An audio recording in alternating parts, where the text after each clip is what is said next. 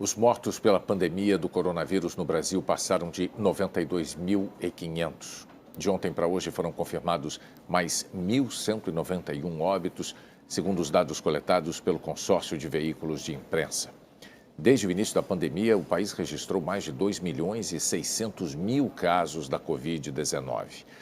A análise da evolução da pandemia nos estados brasileiros você vai acompanhar ainda nesta edição. Nesse momento, a necessidade do distanciamento social deu um impulso forte na chamada telemedicina. O Daniel mora em Paraisópolis, uma das maiores favelas de São Paulo. Quando recebeu o diagnóstico de Covid-19, ficou apavorado. O que tranquilizou foi que a cada novo sintoma, passou por uma nova consulta. Tudo pelo celular.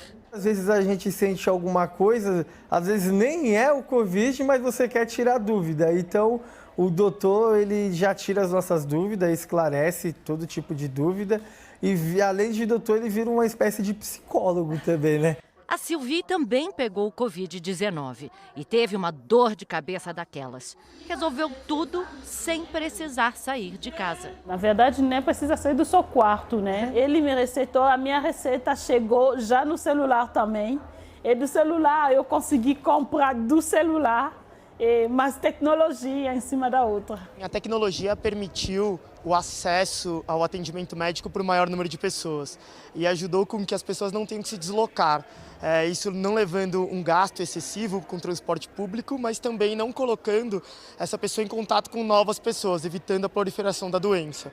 A telemedicina também facilitou a vida no Morro do Alemão, no Rio de Janeiro. Em alguns lugares a internet você tem dificuldade, mas hoje a favela é um lugar tecnológico, todo mundo tem um celular e aí poupa dinheiro, poupa caminhada, poupa risco.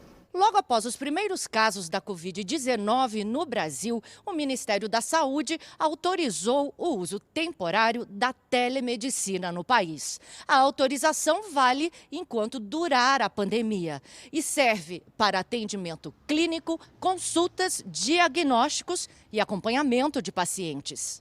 O Conselho Federal de Medicina acredita que o novo tipo de atendimento não vai substituir o modelo tradicional de consulta e alerta que é importante levantar informações sobre o profissional. É importante certificar se é um médico mesmo, registrado no seu conselho regional, qual plataforma usa, que nenhum tipo de imagem sua possa trafegar na mídia social. Então, são aspectos que parecem impossíveis acontecer, mas podem acontecer. O médico que atende em Paraisópolis diz que a consulta virtual é mais ágil, mas não substitui o contato no consultório. Existem limitações. A telemedicina ela veio para somar e não substituir o que a gente fazia antes. Então, assim, para orientação, para uma certa triagem, um sintoma que surge novo, o paciente está assustado com isso, caso ele tenha necessidade de ser realmente examinado naquele momento ou tenha algum sinal de gravidade, é dever nosso do médico encaminhar ele para um sistema de saúde que tenha maior condição de ajudá-lo. Essa médica diz que a telemedicina já aumentou o atendimento de saúde nas comunidades carentes. O mais importante de tudo isso é que a gente acolha as pessoas, porque elas estão com medo de ir para uma unidade de saúde física. E se a gente no dia seguinte manda uma mensagem, fala como é que você está se sentindo hoje, melhorou, a gente consegue realmente acompanhar essa pessoa, ela se sente mais cuidada e isso faz com que ela evite de se expor aí na rua num atendimento que muitas vezes é desnecessário, né? Para esses profissionais de saúde, além dos cuidados com os pacientes, claro, a Covid tem exigido um aprendizado constante sobre a própria doença. O treinamento é numa sala do hospital, pertinho da UTI. Mal dá tempo de parar de atender para estudar. As novas lições podem salvar uma vida instantes depois. É por isso que Vanice, que coordena 80 leitos de UTI em Betim, na Grande BH, prefere dormir no hospital mesmo. Eu mesmo descanso aqui dentro do hospital, em vez de ir para casa, porque já fico aqui, já está mais fácil, eu corro o olho, a minha equipe é grande, ela está ficando cada dia maior. E eu prefiro estar de perto para passar um pouco, né, a experiência que eu tenho para os que estão chegando. Os respiradores, por exemplo, já existiam nas UTIs, mas nunca foram tantos e com tecnologias tão diferentes. Só aqui são 11 modelos. Eles oferecem modos ventilatórios diversificados e formas de monitorização do paciente também diferentes. Na rede pública em Minas Gerais, o número de UTIs saltou de pouco mais de 2.000 em fevereiro para 3.662 nesse mês. Novos profissionais são recrutados e quem chega tem muito a aprender. No meio de uma pandemia, nenhuma verdade é absoluta.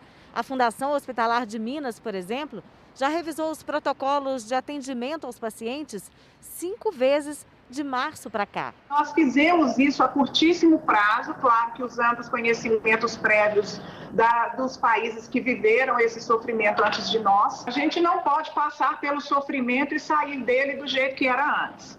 A dor, por maior que ela seja, ela tem que ser um momento de aprendizado institucional também. Os profissionais sofrem, as famílias dos pacientes, os pacientes, nossas famílias também. Coisa que eu jamais imaginei que a gente conseguiria fazer num cenário caótico desse. É muito gratificante quando a gente vê um paciente saindo daqui, dando tchau pra gente e ele está caminhando, por exemplo. Hoje, quem divide com os brasileiros a experiência de combater a pandemia é a fonoaudióloga Patrícia Amaral Gomes, de Brasília.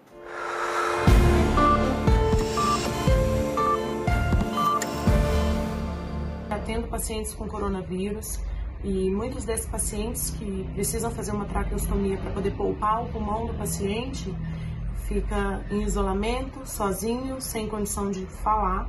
E é gratificante quando você entra no leito do paciente, adapta uma válvula de fala e devolve a voz para esse paciente.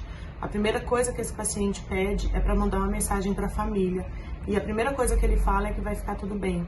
Mesmo a gente ficando cansado, deixando os nossos familiares em casa, correndo o risco que essa doença traz, a gente, quando devolve a voz para o paciente, é a certeza de que a gente está fazendo o nosso trabalho valer a pena. É gratificante e emocionante. Pesquisadores brasileiros estão desenvolvendo um teste novo para a detecção da Covid. A descoberta promissora foi feita em tempo recorde. 3 meses de trabalho árduo e os cientistas inventaram um novo teste para detectar a presença do vírus.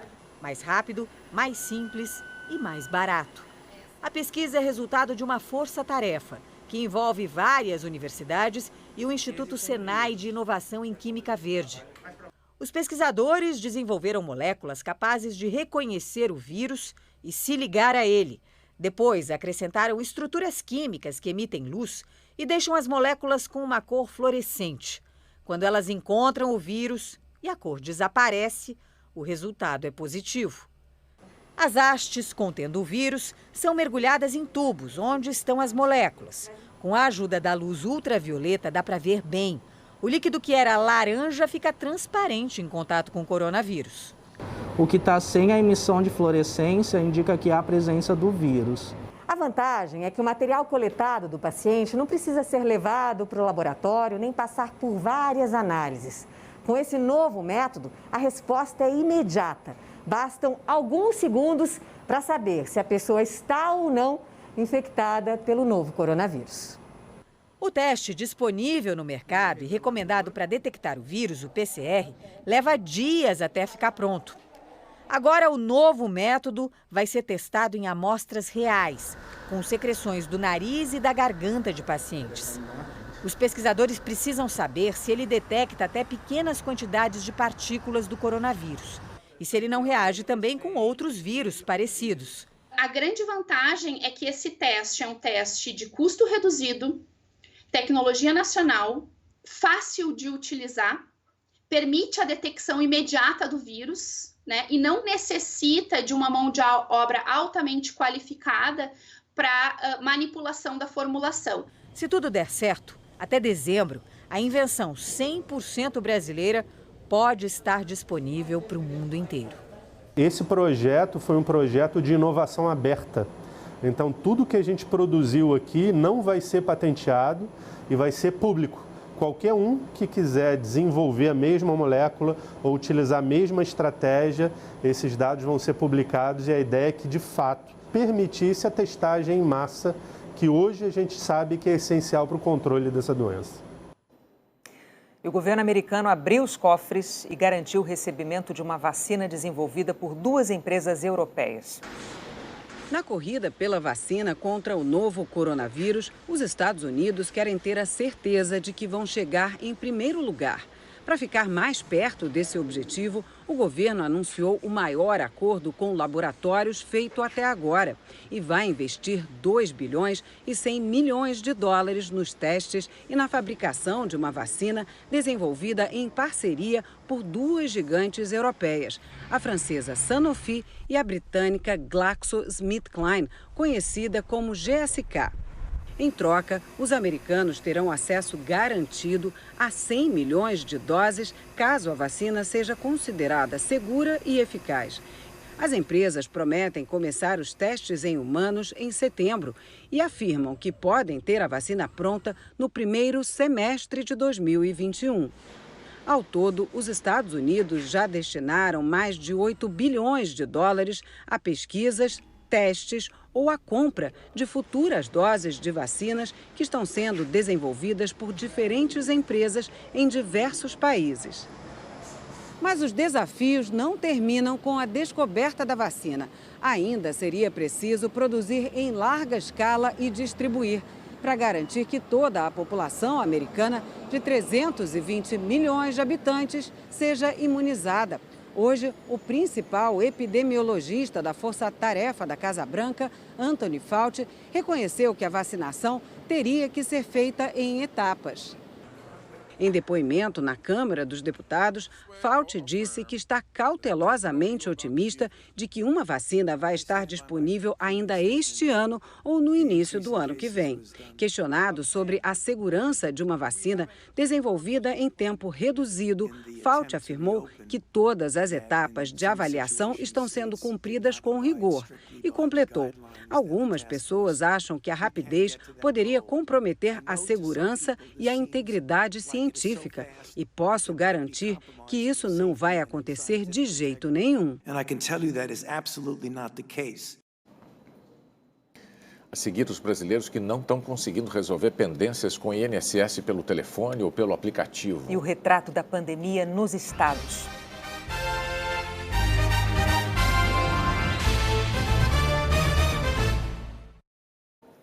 O INEP confirmou as datas do Exame Nacional do Ensino Médio 2020. As provas presenciais do Enem vão ser nos dias 17 e 24 de janeiro de 2021, ano que vem.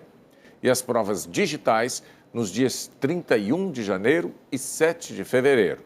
Os candidatos vão ter que usar máscaras desde a entrada até a saída, tanto na prova impressa quanto na digital. O Márcio Gomes tem os números atualizados da pandemia no Brasil, com os dados coletados pelo Consórcio de Veículos de Imprensa. Então vamos a São Paulo conversar com ele. Boa noite, Márcio. Oi, Renata. Boa noite para você, para o Bonner. Boa noite a todos.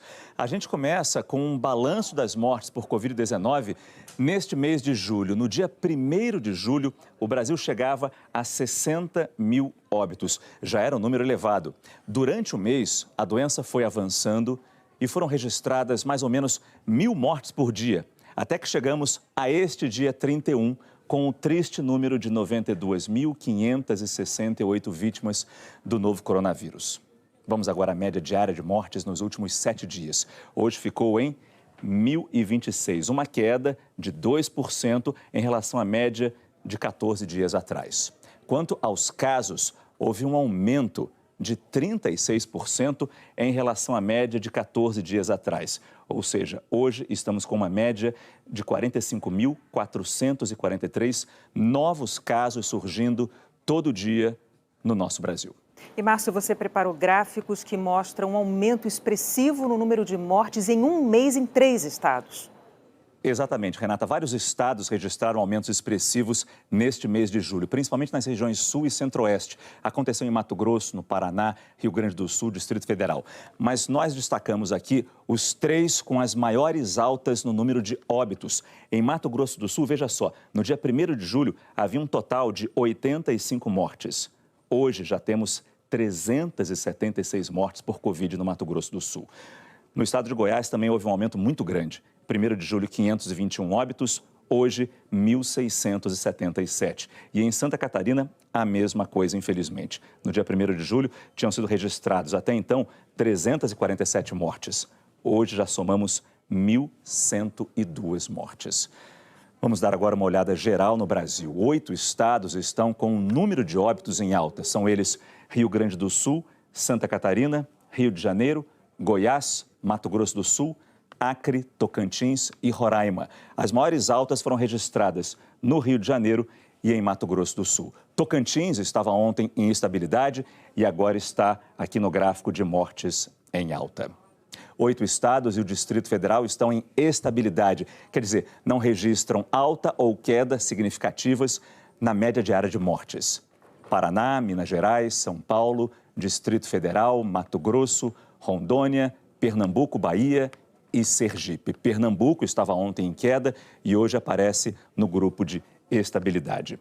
Com redução na média diária de mortes estão 10 estados: Espírito Santo, Amazonas, Amapá, Pará, Alagoas, Maranhão, Paraíba, Piauí, Ceará e Rio Grande do Norte. As maiores quedas foram registradas no Pará e no Amapá. Você encontra o mapa detalhado do seu estado, o gráfico do seu estado, em g1.com.br/coronavírus. Renata Ibónia. Obrigada, Márcio. Então, a Organização Mundial da Saúde registrou mais um recorde de ontem para hoje. Foram mais de 292 mil casos novos de Covid em todo o planeta. O total de infectados, segundo a OMS, chegou a 17 milhões. No mundo todo, o Brasil foi o país com maior aumento diário. O primeiro-ministro britânico Boris Johnson adiou a próxima fase de relaxamento da quarentena. A taxa de infecção por Covid-19 por lá aumentou.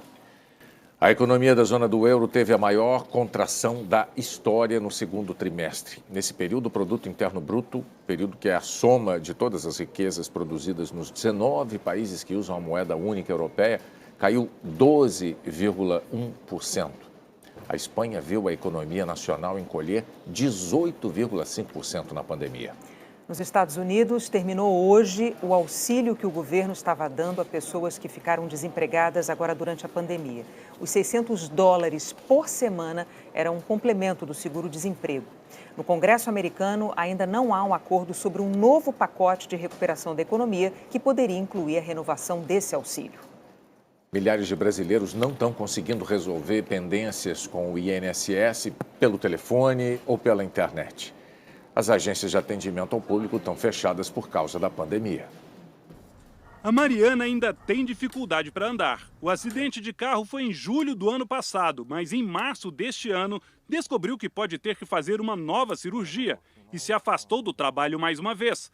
Pediu o benefício ao INSS, encaminhou a documentação e os atestados pelo aplicativo Meu INSS. Até agora, 4 meses depois, não recebeu o pagamento. Ela diz que precisa passar pela perícia médica, só que o atendimento online está bem complicado. O que eles falam é o seguinte: baixa o aplicativo e faz o seu login, aí você vai fazer o upload dos seus atestados. Ok, a gente faz isso. Só que o retorno que a gente tem é que o médico vai analisar, aí fica em análise e esse retorno não chegou até hoje.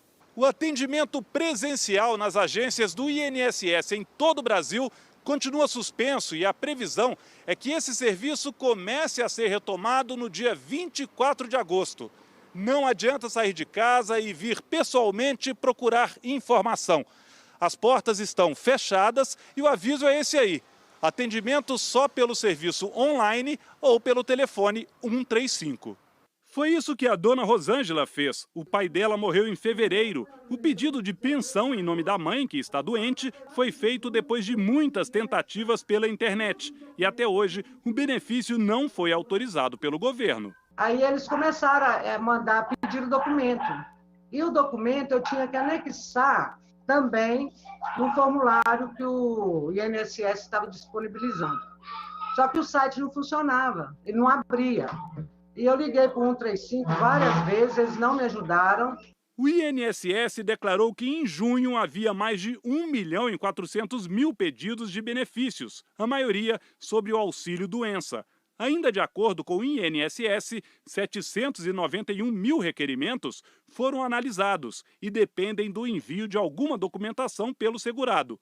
O restante, 619 mil pedidos, ainda estão em análise. O diretor de atendimento do INSS disse que os problemas no aplicativo estão sendo resolvidos e que mais gente foi contratada para fazer o atendimento pelo telefone. Falou que de março a junho desse ano, conseguiu despachar um número maior de requerimentos do que os que foram recebidos. E afirmou ainda que a maioria dos serviços pode acontecer de forma remota. Para as pessoas que têm dificuldade na utilização do Meu INSS, que a gente tem o chat lá dentro do Meu INSS ou então no site da Previdência, então que procure esses canais, que façam ali essa reclamação. Em relação ao 135, a gente melhorou substancialmente o serviço e acredito que nesse momento ele está sendo prestado de forma razoável pelos dados que a gente tem de chamadas. O problema é que os brasileiros que ainda aguardam respostas têm pressa. Tudo bem que a pandemia é uma coisa que ninguém esperava, mas a gente não tem culpa disso. O doente não tem culpa disso, o idoso não tem culpa disso. Isso é uma falta de respeito com o ser humano. Eu acho que se eles quisessem, se tivesse boa vontade, eles poderiam já ter resolvido isso. Morreu em Londres, aos 76 anos, o cineasta britânico Alan Parker. Alan Parker nunca ganhou o Oscar de melhor diretor, mas seus filmes já levaram 10 em várias categorias. Ele começou a vida profissional como redator publicitário e fez da versatilidade a sua marca. A estreia foi com Quando as Metralhadoras Cospem, um filme sobre crianças gangsters. Parker não achou que a ideia fosse funcionar, mas Hollywood enxergou um texto afiado. O diretor foi escalado para adaptar o roteiro do livro O Expresso da Meia-Noite, de Oliver Stone. A história de um estudante americano preso por tráfico na Turquia deu a ele a primeira indicação para o Oscar de melhor direção. Mais tarde, o diretor mostrou arrependimento pela forma como retratou os turcos. A essa altura, Alan Parker já era famoso. Tudo que as personagens do seu primeiro musical queriam. Vieram outros depois, como The Wall, um roteiro baseado no álbum da banda Pink Floyd.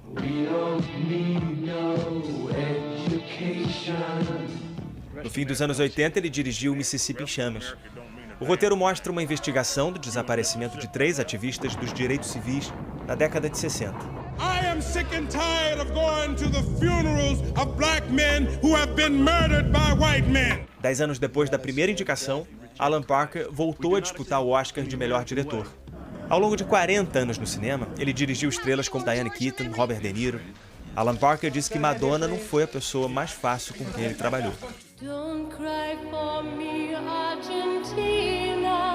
Evita foi um dos seus filmes de maior sucesso de público, mas não de crítica.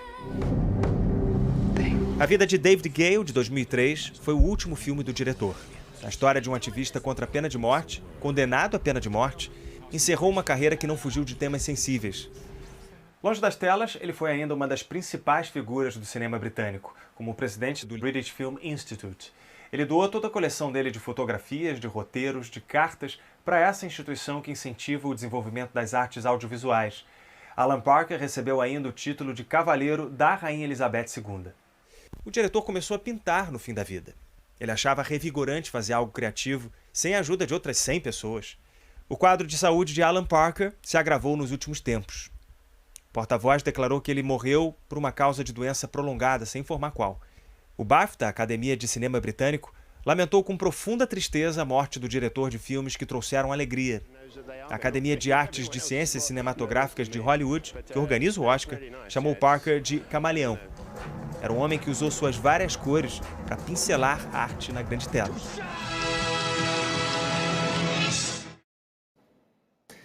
A seguir, integrantes do Ministério Público fazem uma cobrança ao Procurador-Geral da República por críticas públicas dele à Lava Jato. O ministro Alexandre de Moraes impõe multa ao Facebook por não bloquear contas de bolsonaristas suspeitos de espalhar fake news e ameaças.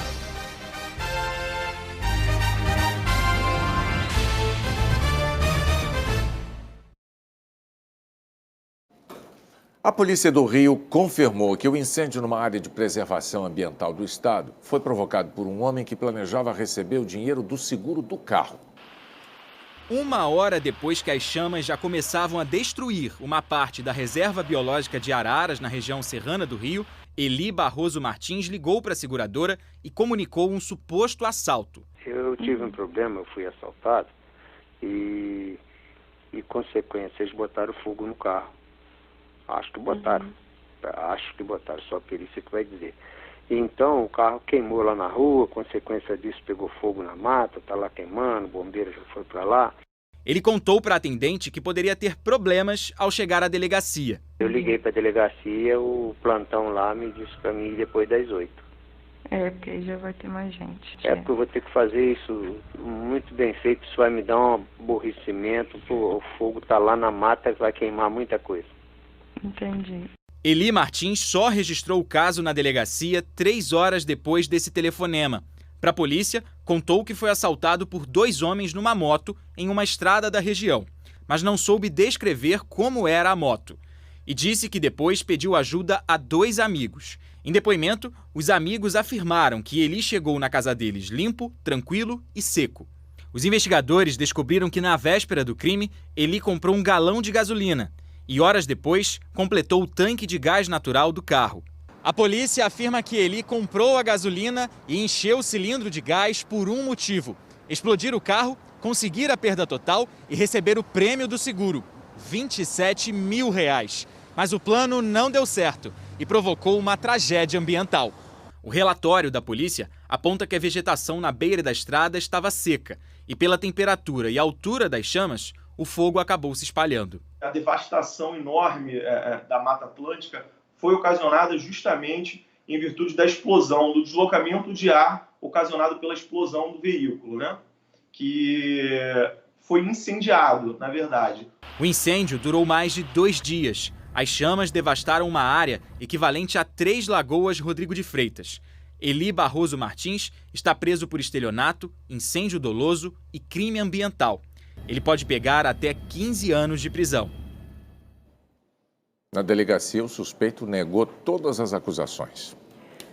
O governo argentino identificou uma terceira nuvem de gafanhotos. 2 no norte do país, a 600 quilômetros da fronteira com o Brasil. Uma está bem mais perto, a 100 quilômetros do Rio Grande do Sul. Por causa do frio, os gafanhotos não estão se movimentando. O governo gaúcho afirmou que permanece em alerta. E a gente insiste em dizer que o Brasil não precisa desses gafanhotos por aqui, né, Anny Lottelman?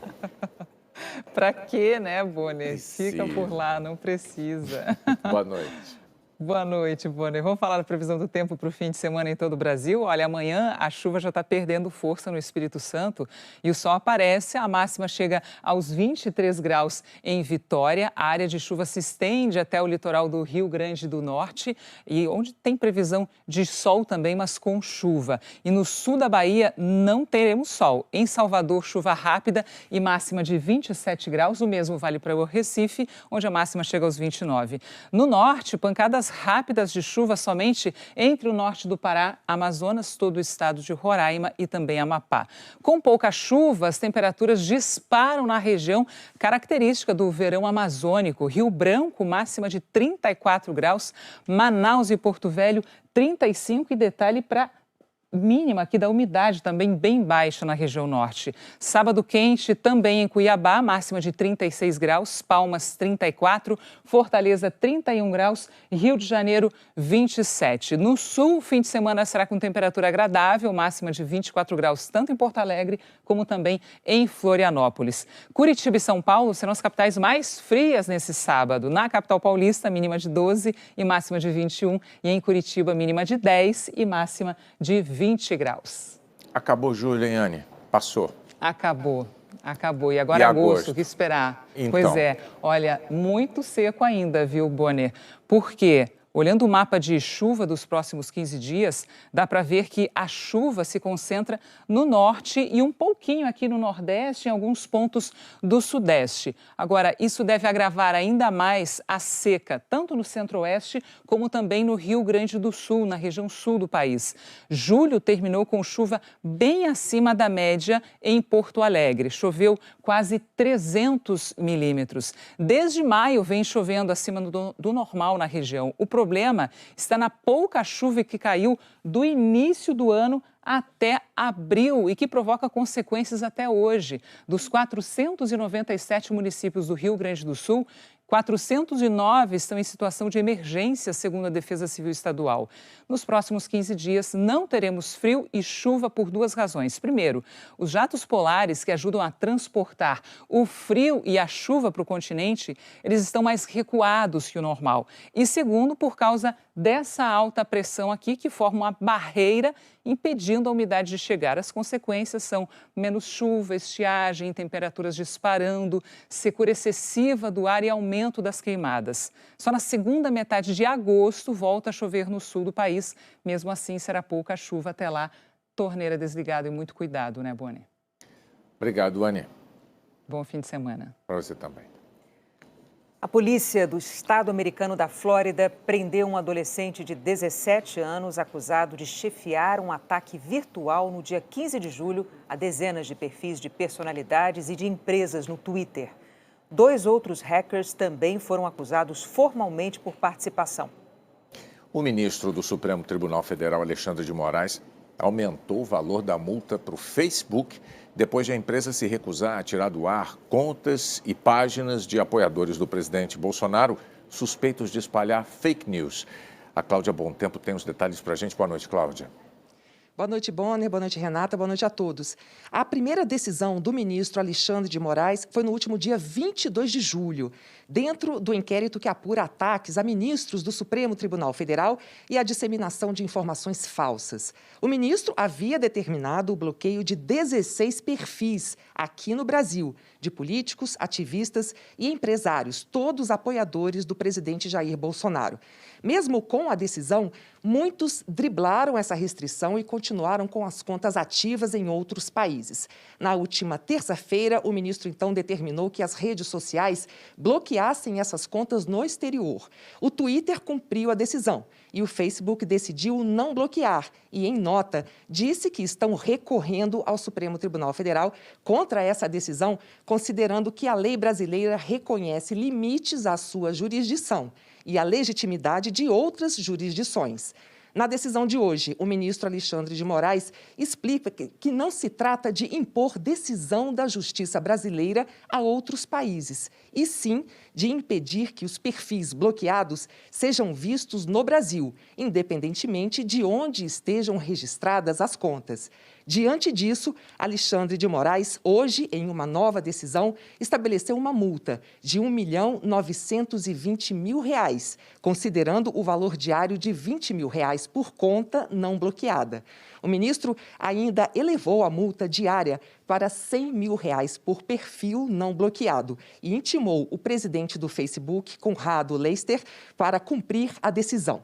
Na decisão, o ministro disse que a liberdade de expressão é consagrada constitucionalmente e balizada pelo binômio liberdade e responsabilidade, ou seja, o exercício desse direito não pode ser utilizado como verdadeiro escudo protetivo para a prática de atividades ilícitas.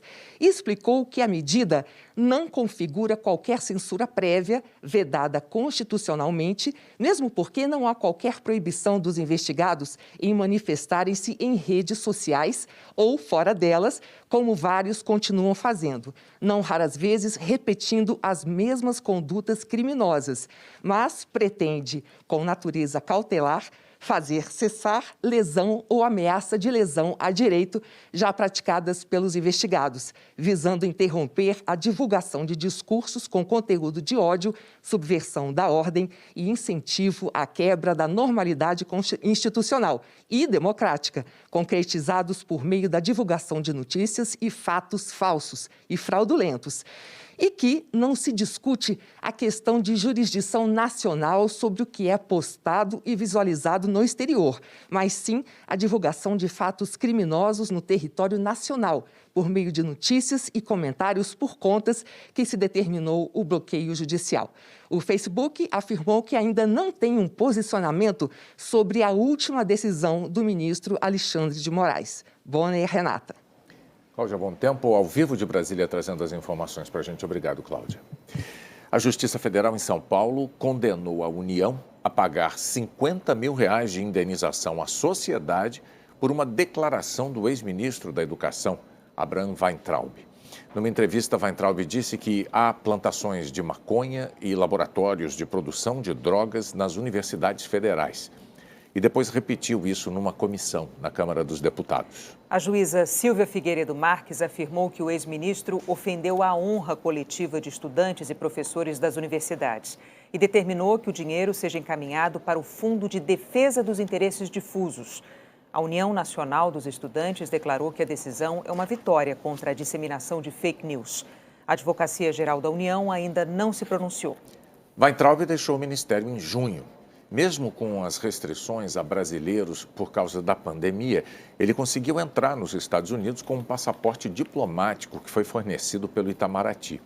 Só depois disso é que o Diário Oficial publicou a exoneração dele.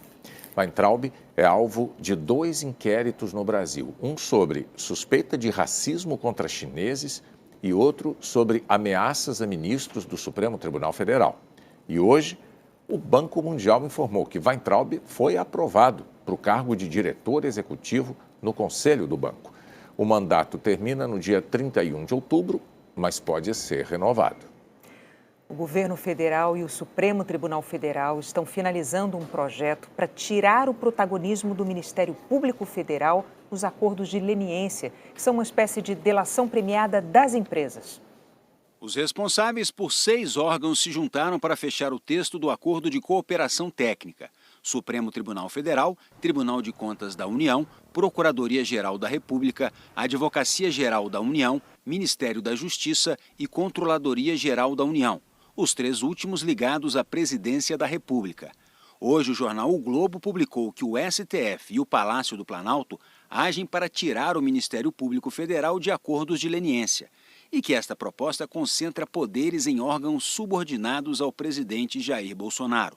Nos acordos de leniência, as empresas reconhecem crimes contra a administração, se comprometem a pagar multas e colaborar com as investigações. Em troca, têm punições reduzidas. A TV Globo teve acesso à minuta do Acordo de Cooperação Técnica. O texto diz, visando a incrementar-se a segurança jurídica e o trabalho integrado e coordenado das instituições, a Controladoria-Geral da União e a Advocacia-Geral da União conduzirão a negociação e a celebração dos acordos de leniência. A minuta prevê a participação do Ministério Público somente na primeira etapa do processo, para investigar e identificar responsabilidades por ilícitos praticados por pessoas físicas e empresas. Concluída essa etapa, o MP encaminharia as informações para a AGU e a CGU, que ficariam encarregadas de fazer as negociações e fechar os acordos. O TCU teria 90 dias para se manifestar.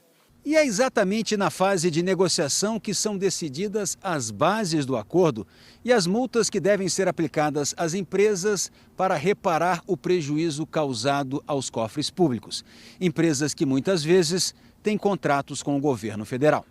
A lei em vigor de 2013 diz que é a atribuição dos órgãos de fiscalização e controle fechar esse tipo de acordo, o que tem permitido ao Ministério Público participar de todo o processo, como ocorreu com a Odebrecht e a JF. O presidente da Associação Nacional dos Procuradores da República, Fábio Nóbrega, criticou as mudanças em discussão. A proposta prioriza a atuação de órgãos de governo e do controle interno, como a CGU e a AGU, nesses acordos, não reconhecendo o papel de preponderância que a Constituição e a lei conferem ao controle externo, especialmente ao Ministério Público, que além de ser uma instituição independente dos governos, é a única com titularidade para propor ações penais decorrentes dos mesmos fatos apurados, e também concentra, embora sem possuir titularidade exclusiva, mais de 90% das iniciativas nas ações de improbidade propostas.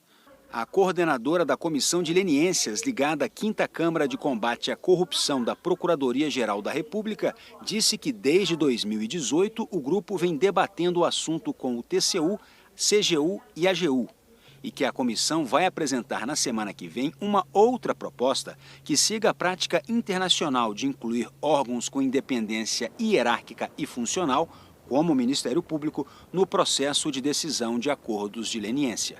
Justamente para evitar que, quando os interesses na repressão possam se chocar com os interesses eventuais de partícipes do governo de plantão, e aqui estou falando em tese, isso possa causar constrangimentos naquelas autoridades que têm atribuição para fazer a repressão, mas não têm total autonomia de ação. O ex-ministro da Justiça, Sérgio Moro, divulgou nota defendendo a participação do MP no fechamento de acordos de leniência. O Ministério Público é fiscal da lei e tem garantias institucionais maiores para atuação independente do que a AGU ou a CGU, sendo oportuna a atuação conjunta de todos nos acordos de leniência. Há um enfraquecimento do Ministério Público durante o governo Bolsonaro. Este especialista em acordos de leniência disse que a retirada do Ministério Público do comando das negociações é indesejável e inconstitucional, já que o MP é o único com competência penal, por exemplo, sobre agentes públicos. Ele tem a competência também de fazer persecução em relação a agentes políticos, não apenas servidores públicos como quaisquer outros, mas também aqueles que são eleitos. E ele tem independência em relação ao governo. Ele não é um órgão interno do governo. Então, é muito bom que os diferentes órgãos conversem entre si, mas me parece impossível se excluir o Ministério Público Federal dessa conversa. Seria um retrocesso, mas eu suponho que essa não seja sequer uma hipótese seriamente considerada. Um grupo de subprocuradores gerais da República apresentou hoje uma carta aberta ao procurador-geral, Augusto Aras. Eles pediram que Aras explicasse as declarações contra a Lava Jato. A reunião teve trocas de acusações. O subprocurador Nicolau Dino questionou o procurador-geral Augusto Aras logo no começo da reunião do Conselho Superior do Ministério Público Federal, órgão máximo de deliberação do MPF. Os procuradores estavam reunidos para votar o orçamento para o ano que vem. Na última terça-feira, num debate virtual com advogados criminalistas, Augusto Aras comentou sobre uma necessidade, segundo ele, de correção de rumos na Lava Jato, para que o que chamou de lavajatismo não perdure. No mesmo debate, acusou a Lava Jato de manter dados de pessoas sem critérios claros e defendeu outro modelo de enfrentamento à criminalidade pelo Ministério Público. No início de julho, uma decisão do ministro Dias Toffoli do Supremo Tribunal Federal determinou que a Lava Jato compartilhasse todos os dados com a PGR. No começo da reunião, Nicolau Dino pediu a palavra, mas Aras o interrompeu. Senhor presidente, Vossa Excelência, com o peso da autoridade do cargo que exerce, e invocando o pretexto de corrigir rumos ante supostos desvios das forças-tarefas, fez graves afirmações em relação ao funcionamento do Nicolau Dino, em debate de orçamento. Esta sessão é de orçamento. Eu solicito a Vossa Excelência que reserve suas manifestações pessoais e de seus colegas, meus colegas, para após a sessão. Não aceitarei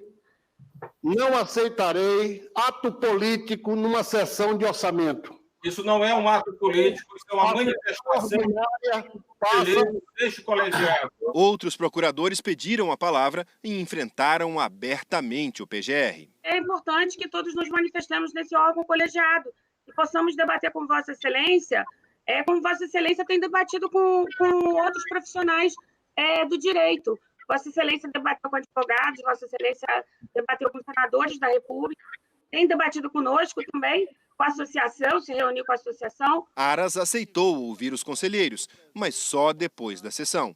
Nicolau Dino foi vice-procurador-geral eleitoral na gestão de Rodrigo Janot, à frente do MPF.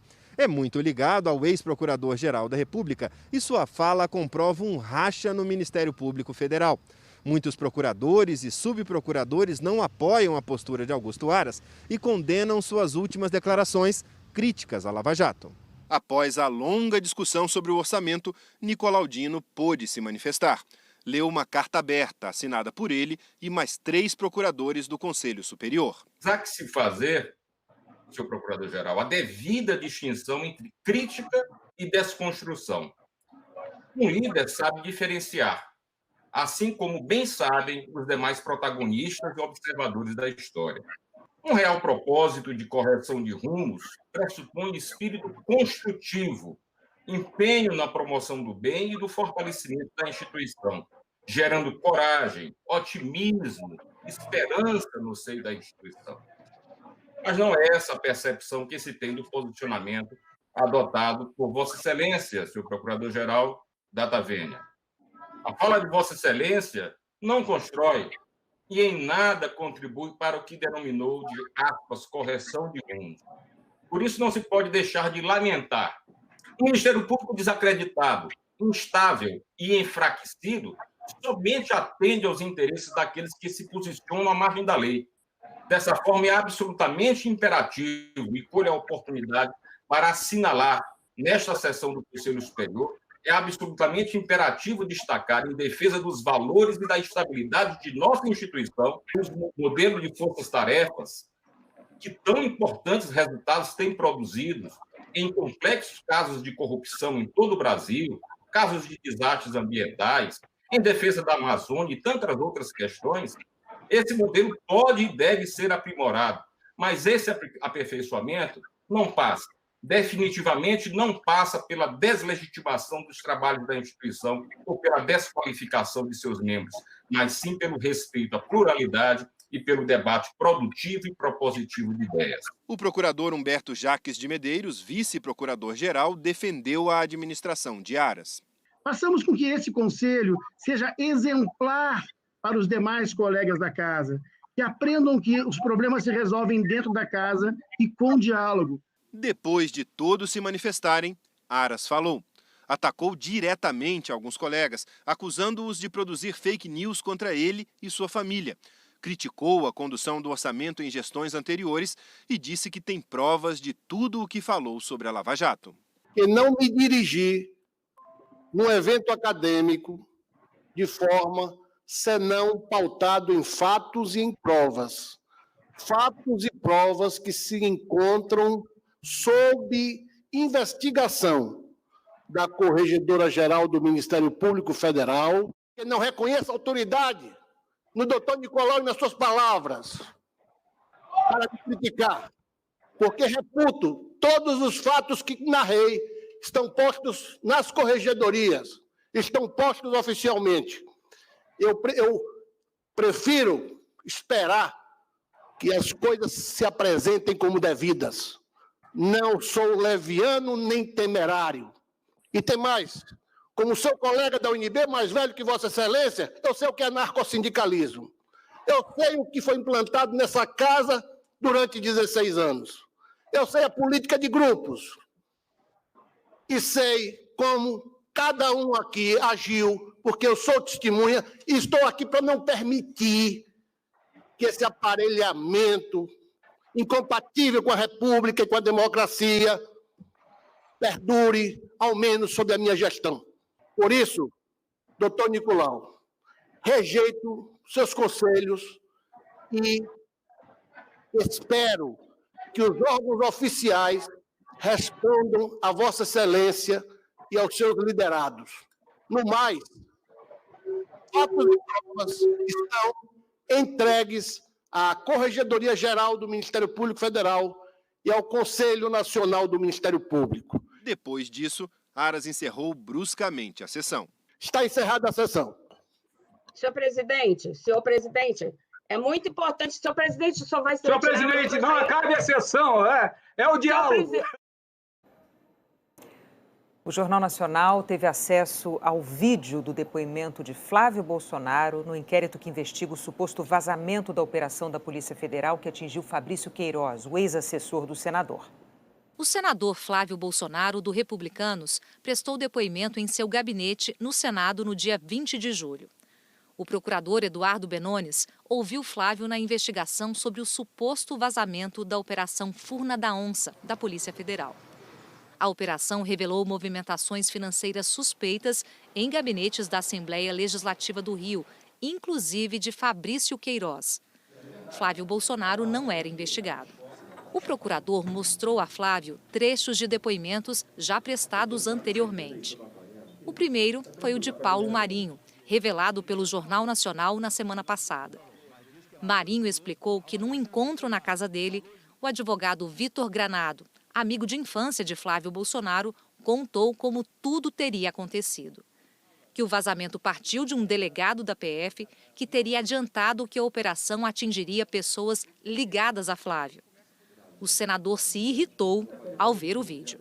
Vou ficar, 5 horas eu não vou aguentar, eu estou com todo respeito. Em seguida, Flávio Bolsonaro confirmou que pediu uma reunião com Paulo Marinho no dia 13 de dezembro de 2018, na casa do empresário, no Rio. E que foi aconselhado a fazer isso pelo pai, o então presidente eleito Jair Bolsonaro. Flávio admitiu que o motivo foi o noticiário sobre as movimentações financeiras de Fabrício Queiroz, seu ex-assessor, mas afirmou que queria apenas a indicação de um advogado. Eu quero saber o seguinte, a motivação que o senhor teve, para fazer esse movimento de conversar com o senhor Paulo Marinho, de ter ido a essa reunião, teria sido a preocupação com essa notícia, senhor Fabrício Queiroz? Mas você está entrando de novo na questão que não foi mais para mim, mas não é para advogar para o Queiroz. A situação toda acontecendo, né? Todo mundo atua, a imprensa está tirando pedra em mim, eu tinha que me defender. Tinha que buscar um advogado. Foi nessa intenção porque o Paulo Marinho, eu tinha a percepção que era uma pessoa bem relacionada no mundo jurídico. Tá. Então fui consultado se ele tinha uma pessoa para indicar. Flávio negou a suspeita de que recebeu informações vazadas da PF. O procurador lembrou que Paulo Marinho disse que soube do vazamento pelo amigo de Flávio, Vitor Granado. Certamente ele ouviu alguma coisa e entendeu errado. A minha pergunta não é se o senhor falou, é que se o senhor ouviu, então o senhor não ouviu. Nunca ouvi de reunião que aconteceu na porta da Polícia Federal para isso. O procurador perguntou se Flávio esteve na sede da PF no Rio, no período em que Paulo Marinho alega ter havido vazamento. Flávio disse que costumava ir à Polícia Federal frequentemente em reuniões de associações que representam policiais e que não sabe precisar datas. O procurador, então, mostrou um trecho do depoimento de Vitor Granado. Nesse trecho, Vitor invocou o dever de sigilo para não revelar o que foi tratado na reunião na casa de Paulo Marinho. As principais testemunhas já foram ouvidas nessa investigação do Ministério Público Federal no Rio. Agora o MP quer analisar as imagens do circuito interno da casa de Paulo Marinho. O foco é desventar o que de fato aconteceu naquela reunião de dezembro de 2018 e ir atrás de novos indícios do suposto vazamento de informações da Operação Furna da Onça. Segundo Paulo Marinho, foi depois desse vazamento que Fabrício Queiroz foi demitido do gabinete de Flávio Bolsonaro e a filha do ex-assessor, Natália Queiroz, foi demitida do gabinete do então deputado federal e presidente eleito Jair Bolsonaro. A defesa de Flávio Bolsonaro afirmou que as declarações de Paulo Marinho têm o objetivo de manipular a justiça em interesse próprio, que o parlamentar já prestou todos os esclarecimentos a respeito do tema e que nega o que foi dito por Paulo Marinho. Paulo Marinho afirmou que entendeu perfeitamente o que ouviu, que Vitor Granado narrou exatamente como se deram os fatos entre o primeiro e o segundo turnos da eleição de 2018. Vitor Granado não se manifestou e nós não conseguimos contato com a defesa de Fabrício Queiroz.